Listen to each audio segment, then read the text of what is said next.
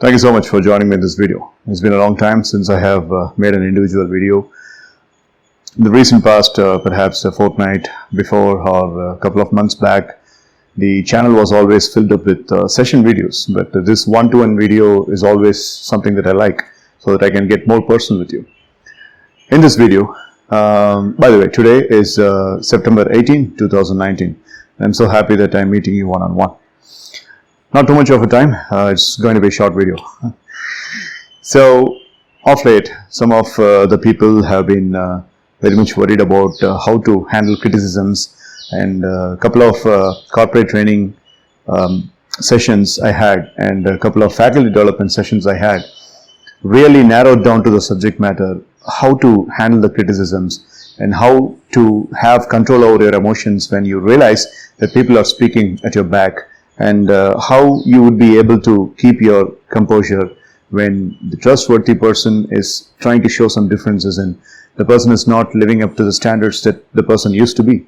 So these are all some of the areas where people's emotions are being drained, and learned people, even learned people, are having a lot of problems in dealing with this kind of problems and setbacks. I would call them as emotional storms. When people are not really able to be at their fullest potential in their workspace or in their occupational scenario, then it is hard to digest. I recently came across a case where people were not very much happy with the way the system has been designed, and how the organizational structure and how the chronicles of the methodology that has been followed in the organization. Not everything was very much happy for them, and they were not at all satisfied.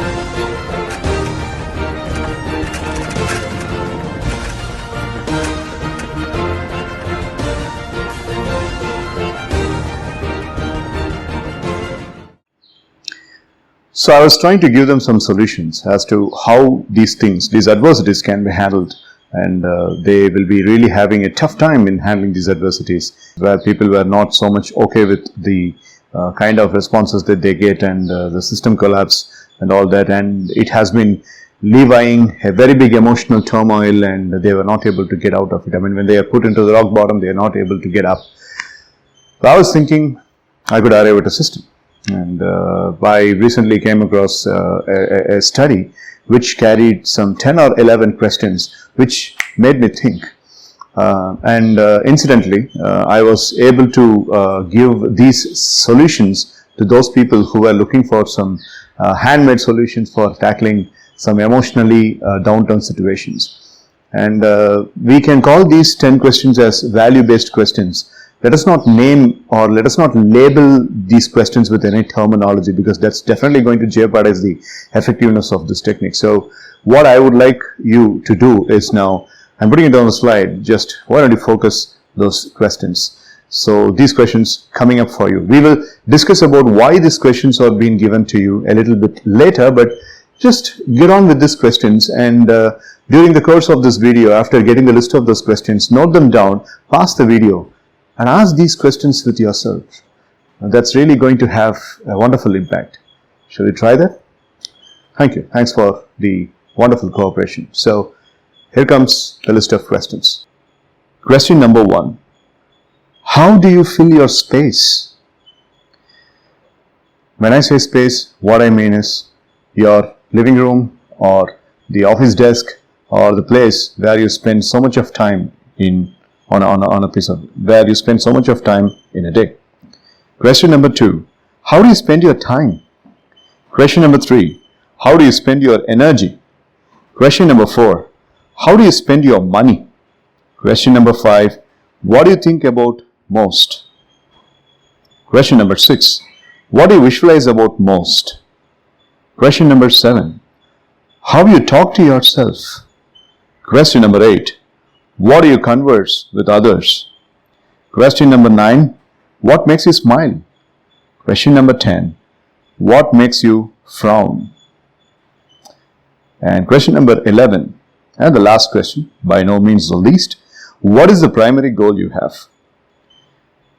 These questions mainly narrow down towards this, the values and function of your life. So how do you find these 11 questions? Do you have answers? And as per our discussion, pause this video and find out the answers for these 11 questions first, because this is definitely going to give you some solutions. And a couple of minutes back, we were speaking about people being very much emotionally down, not being able to handle the emotional turmoil. Why that happens? Because people seldom have answers for these 11 questions. Exclusively, look into question number 3, question number 6, question number 7, and question number 8. How do you spend your energy? What do you visualize about most? How do you talk to yourself? And what do you converse with others? My favorite author, John D. Martini, he says that envy is ignorance and imitation is suicide. So when you have envy, or when you have these kinds of jealous atmosphere, or when you have these kinds of emotions that are really frying your brain down, it is basically ignorance. That's what I feel. Okay, so you just have conducted research of this fact, why the emotions are going on a nosedive. You will come to a real discovery that emotional downturn happens because of the ignorance.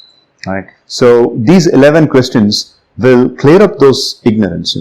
I can't say these 11 questions can completely avoid that ignorance or completely take that ignorance out of the written, but I would definitely say these 11 questions will give you some illumination so that your ignorance might be a bit corrected. Right? So most of these people don't know what they don't know. And most of these people who think that emotions are pushing them down, they really have not done proper SWOT analysis. The Johari window in psychology, the strength, weakness, opportunities and threats. They don't know what their strengths are, they don't know what their weaknesses are, they don't know what their opportunities are, and they don't know what their threats are. But the point is, this T factor, that is the threats, and W factor, that is the weakness, they always have their heads up, and it rules their life. These two letters actually rule their life. So they are allowing those letters to rule their life. I mean, they are not taking proper self-analysis to get rid of the weaknesses and the threats they have. But asking these many questions will certainly make them get out of the ignorance. Because, for example, how do you spend your energy? That question comes up with a very big tagline. What are all basically, how do you naturally spend energy?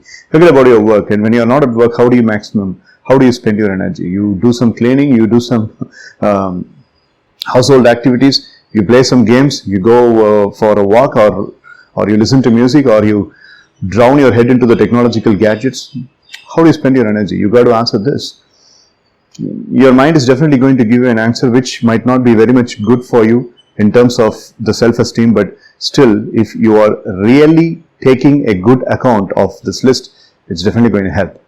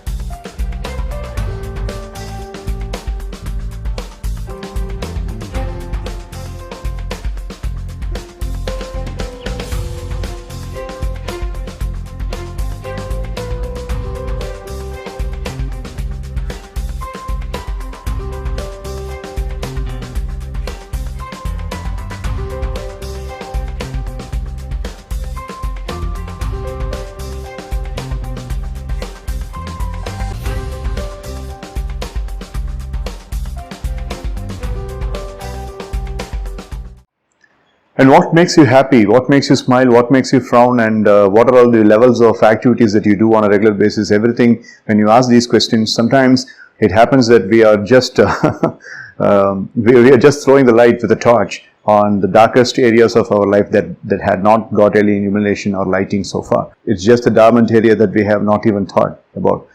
So, in my opinion, in all these almost about say 18 years of experience of teaching, training people and trying to guide them on self-development, I have come to an understanding that most of the emotional problems are because of lack of self-analysis. And when they are not having any self-analysis, what happens is that their defensive mechanism becomes so weak, and when somebody speaks something bad or when some opinions are really against them, they start getting so much sensitive and they allow those opinions to come and dominate them. So what I feel is a particular system has to be formed, and this Johari window is what is that's where the Johari window comes very helpful. Whenever we train the MBA students, we specifically go for taking up almost about 3 or 4 hours, spending time with those MBA students to analyze their Johari window, because they are in the PG and it's high time they have worked on their Johari window.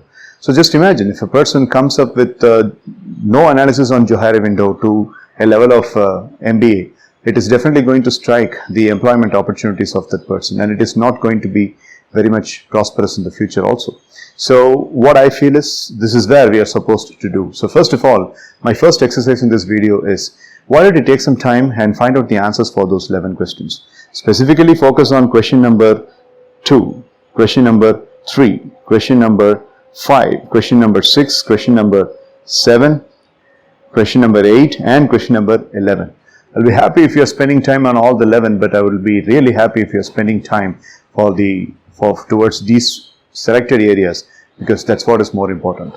So typically what I feel is, whenever you are in an emotionally downturned situation, or you are not feeling okay with what you are experiencing at that moment, I want you to ask some questions within yourself. These 3 questions. Is it a psychological limitation? Is it an environmental limitation? Or is it a skills limitation? Either of these 3 is definitely going to be the truth in that moment. Either you are having some psychological weakness, or you are invigorating and exaggerating the circumstance to take control over you, or there is a particular skill that is lacking in you, which is what is putting you backward. But in a moment, if you feel all the 3 are there existing in that situation, you're really having a problem. But take care of this psychological limitation first.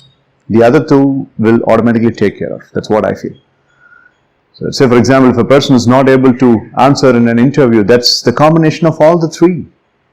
The person faints looking at the interviewer, it is a combination of all the 2, that is psychological and circumstance limitation. But if the person is facing it and the person is really okay in the interview environment, but in some of the key questions the person is really not able to answer and really not able to crack the question, then it is a skill limitation alone. So you got to be a judge. You got to assess that situation. You need to find out which is the limitation there, psychological, circumstance oriented or skills oriented. Because your breakthrough happens only when you are identifying. I would say 50% of the breakthrough actually happens when you are identifying which limitation is really blocking you. The other 50% will take care of itself. So that's where I always think, I always think this pattern of unlearn, learn, relearn, and knowing what you really know and knowing what you really don't know. That's where these 2 factors come very handy. And that happens only when you are doing a thorough SWOT analysis. Your Johari window has to be explored. Imagine a person working in an organization in the top position without having an analysis of his Johari window. Imagine a person running a very big consultancy firm, which is answerable for many other multi-clustered firm, which has got the clientele base of many industries. And if that person has not done Johari window, what a kind of a sin the person is performing, and what kind of injustice the person is giving to the society. And what about your Johari window? What about your SWOT analysis? What are your strengths? What are your weaknesses? What are your opportunities? And what are your threats? Well, if you jump into the conclusion of Johari window, it might sound very technical, but if you are simplifying it as a SWOT analysis, and you are definitely going to find it very much simplified. Do me a favor, just pause this video, and why don't you explore your Johari window? Just like you answered those 11 questions, just go for answering the questions of the Johari window. What are your internal positives? What are your internal negatives? What are your external positives? What are your external negatives? Identify the answers for these 4 first. Your internal positive, your self-esteem factors for which you are appreciating yourself. Your external positives for which you are appreciated by the others. The pat on the shoulder moment. And the internal negatives, the thing that you only know and you don't know that, you think that you are not good at it. That's not my area. That's a gray area that has not been spot on, that has not been switched on. And if I am finding a situation where I am supposed to do that particular thing that I don't know, then I would be a complete mess. Your internal negative. Your external negative. Everybody knows that you can't do something. Everybody knows that, he's not fit for that. He's got a lot of scope for improvement for that. He needs to develop. Likewise, all the other areas. The public gray areas, we say. Don't you feel responsible that you have to identify these 4 things first? And if you identify these 4 things first, you would then know the other people don't have a power on you to damage your emotions. Just because the Johari window has not been explored at all, you are scared by looking into the dormant resources. You are looking at a leech and you are thinking that it is a reptile. You are looking at a cat and you are assuming that it's a tiger. You are looking at a breeze and you think it is a tornado. Pity. So explore your Johari window and then explore your emotional situations. And then see what kind of insults, embarrassments and all those bruises, emotional bruises that you had. Analyze all those situations, rewind, or I would say rekindle those situations after doing this Johari window analysis. You might get new answers.